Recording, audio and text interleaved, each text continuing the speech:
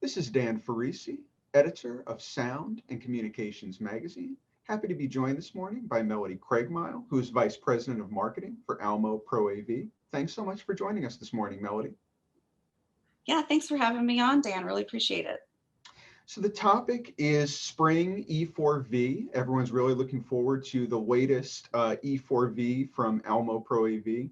I assume most people who are watching this video are familiar with the program and obviously familiar with E4, which has been a very well-respected and beloved event brand in commercial AV for years now.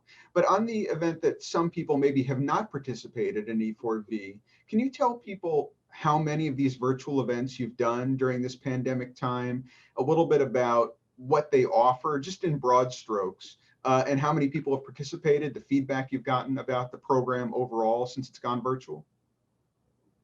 Yeah, sure. Well, as you said, we've done our E4 experience show for, the past 11 years, going around the country and seeing people in person. But, obviously, as everyone else, we've had to make some modifications. But, we wanted to remain really grounded in what we do best, and that is high quality education with CTS renewal units, partnering up with some of our best manufacturers to showcase products and solutions.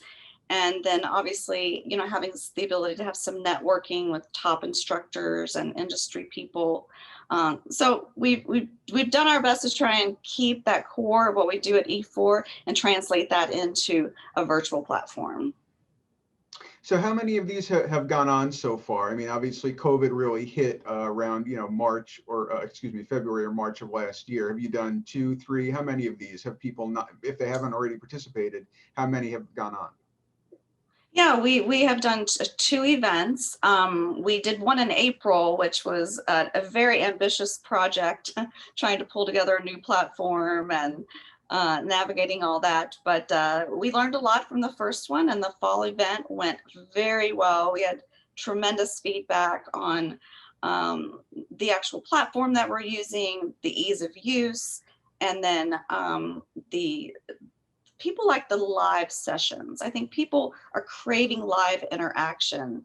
And the fact that, they can talk to a Jonathan Braun right on the spot and ask him a question about his presentation or future trends, that's the kind of interaction that we want to foster within the E4V platform. So that is a key component of what we're going to be offering.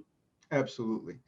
So obviously, given the success of the E4V programs, the previous two that have already run, I'm not expecting tremendous differences with the spring E4V because why mess with a successful formula? But can you talk about some of the ways in which it may be slightly different or slightly enhanced or any evolution, so to speak, that might have gone on since the last one moving into spring E4V?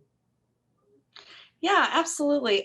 So we had announced right before the last fall E4V that we were fortunate enough to hire Tom Kerr, who was an instructor with Avixa for many, many years.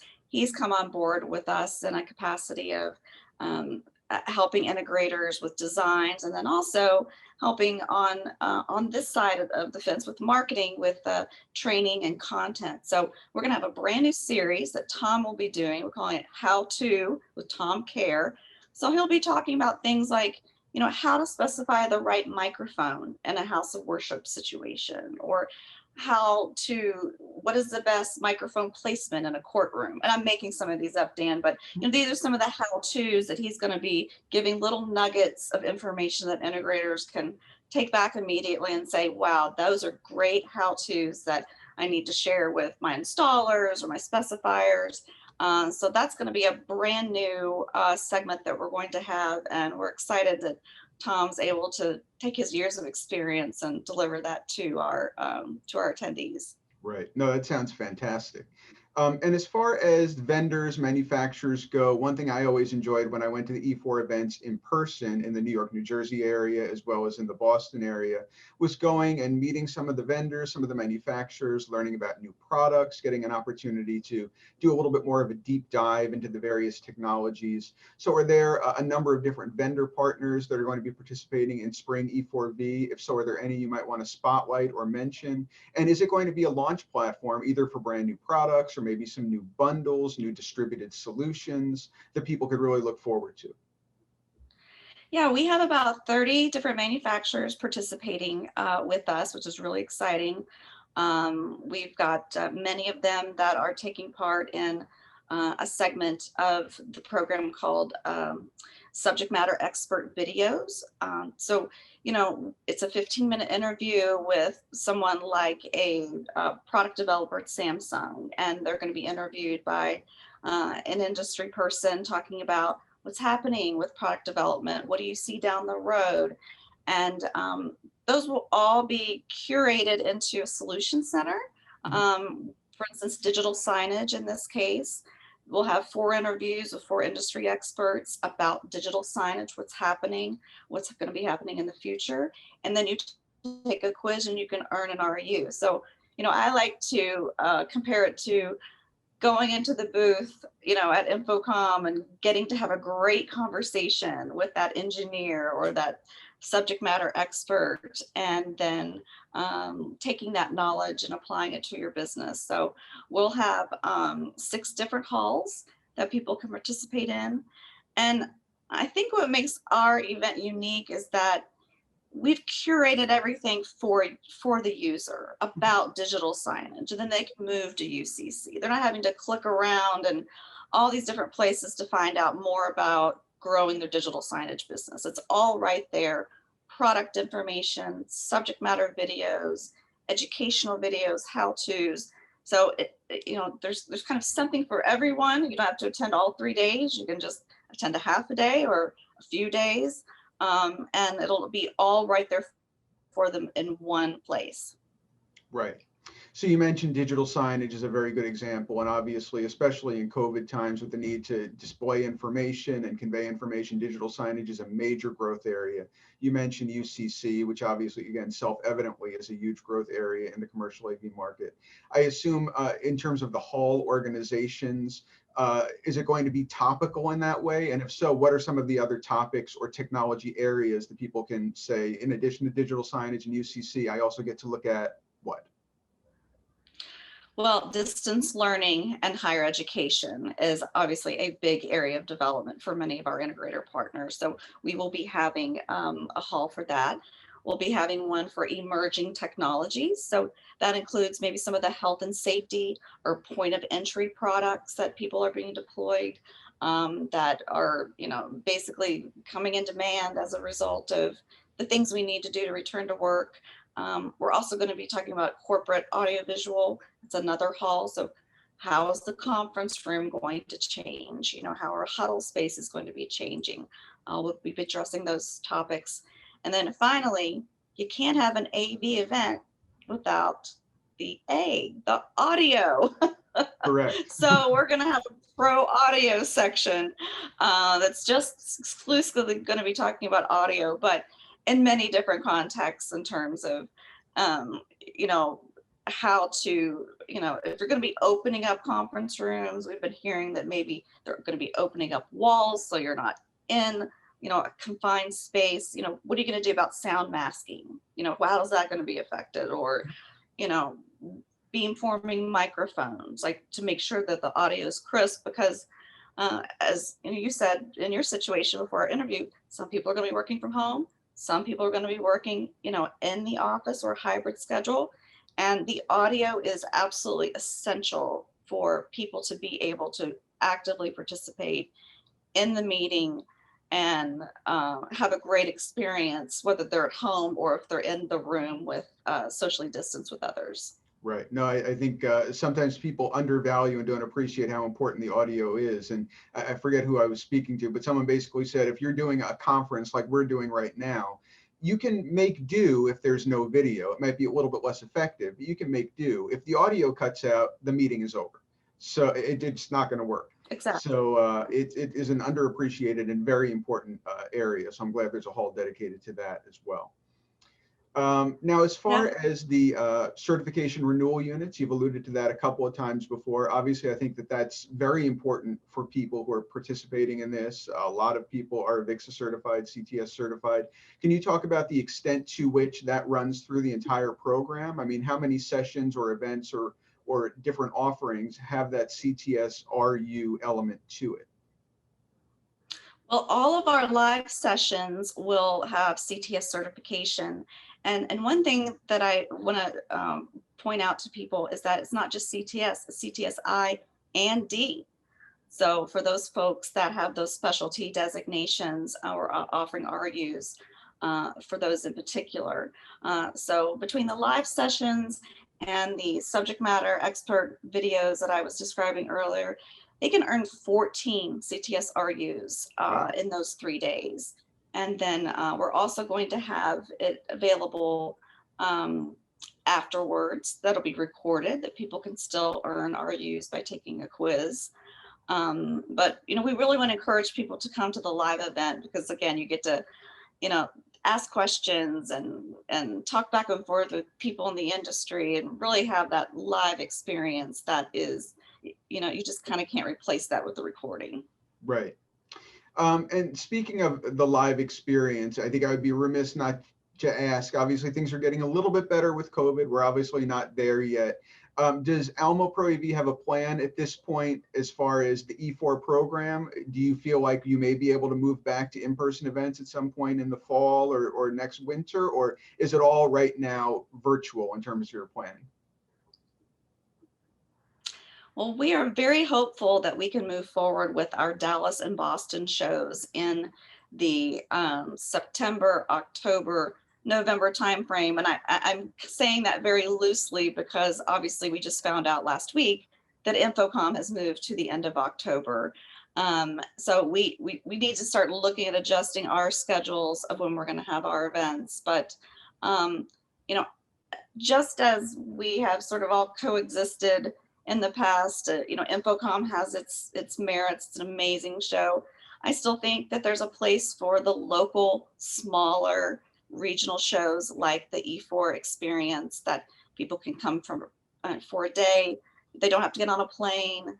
Maybe it's a car ride, maybe it's a train ride, but it's free thanks to our partners supporting us, and it's a great way to kind of get back in the groove of live events, but on a smaller scale that people might feel more comfortable just being with, people from, that state or a couple of surrounding states. But obviously, Dan, as you know, this is all subject to what happens, the vaccine, state and local guidance. And we continue to look at putting together comprehensive health and safety plans for these events. Absolutely, yeah. And I know speaking with you and speaking with others from Almo, you're very much safety and health focused. You're not going to pull the trigger prematurely. You're going to wait until the time is right and you can serve your audience well and keep them safe and healthy. But we're all looking forward, obviously, to return to in-person events, be it InfoComm in October or hopefully the next E4 in person sometime around that time. So just one question in terms of people who are participating in these E4v events. I mean, obviously Sound and Communications goes to integrators, it goes to consultants, it goes to technology managers, distributors, dealers. Do you have a sense of who exactly is participating in these E4v events and what each of them is looking for? Are they looking for the same thing, or a different audience is looking for different things? Yeah, so we obviously our reseller partners, our integration partners is a key audience for us.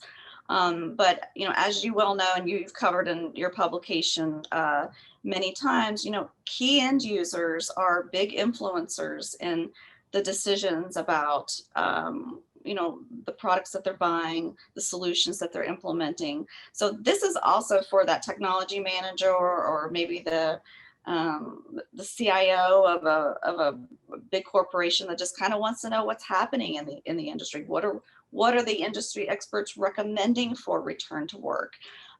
Consultants, a big part. We'd love to have consultants come and interact and provide that feedback. So it's really integrators, consultants, and key technology influencers are the people that attend the E4v. Great. Well, I'm certainly looking forward to it. For those whose appetites have now been whetted and they'd like to know how to sign up, how to make sure they're part of it, where should they go? What should they do if they want to go right from this video to making sure they're going to be part of Spring E4v? Right, you just go to E4, the number 4, e4evolution.com, and you can sign up for the entire event. And one really cool new enhancement that we made for this show that people asked for were individual calendar appointments for each class. So instead of just having the whole day on your calendar, you can, choose Case Sargent's session on emerging workplaces or Joe Cornwall's USB-C class. So you can put a very nice, clean, methodically laid out schedule within our platform now that people can really start planning their day. Is if someone misses part of the program, it doesn't work with their schedule, is it going to be available on demand? Are they going to have the opportunity to review it either later that day or in subsequent days? And if so, how long will the content be available on demand and what portions of it will be? Yeah, so all of the content will be available online and on demand for a month after the event. So they'll have plenty of time to go and take those RU classes or watch those videos for RUs. But also, we encourage people, if you watch a session, and a lot of times I do this with, marketing, I'm like, wow, I really wish my creative director had been able to see that. Then they can share that with them. They just need to create a login. Again, there's no cost to anyone to attend the event, thanks to our partners. And that's it. Yeah, it's available. We know people are getting busier, but hopefully they can make time for it. But if not, it'll be there on demand. Great. And just to button it up, is there anything you would say as a last few words about the value proposition that the Spring E4v will present? Obviously, and I've said this before, these are times when people can't be complacent. They can't rest on their laurels. They need to constantly be looking for new information, new education, new opportunities to train themselves. I mean, in these difficult times, people need to up their skill set. So is there a kind of a closing message that you would share for people who are on the fence? Is this worth my investment of time? Why is it worth their investment of time?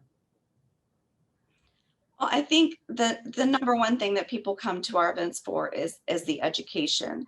And we have, recruited, the best of the best in the industry. I mentioned Kay Sargent, who's on the board of Avixa. She works for HOK, one of the largest architecture firms in the world. She brings a very unique perspective to integrators, helping them understand what a designer, how they think, what's going on. And then we have technologists like, Joe Cornwall with Legrand, who, is really talking about the future of USB-C and how that is important to connecting devices. And I think people that come to our event will be very impressed with the caliber of our curriculum and the fact that we're dedicated to no product commercials. This is really true value-added education. Right. Well, I certainly give you kudos for that. I mean, that's something that we're big believers in as a publication. As you say, no product commercials, real information, real value. So we're one and the same on that. And I give Almo Pro AV kudos for making sure that E4v events are that way. I can't wait to participate myself. I thank you so much for taking time to apprise Sound and Communications readers about it. Very much looking forward. If you want to make sure you state the dates, and let's just wrap it up from there. Yeah, the dates are March 9th through 11th, and you can register at e4evolution.com. Thank you so much, Melody, Vice President of Marketing for Almo Pro AV. Really appreciate you taking the time to apprise our audience again about Spring E4v. I know I can't wait to take part, and we'll talk soon. Thanks so much. Great. Thank you, Dan.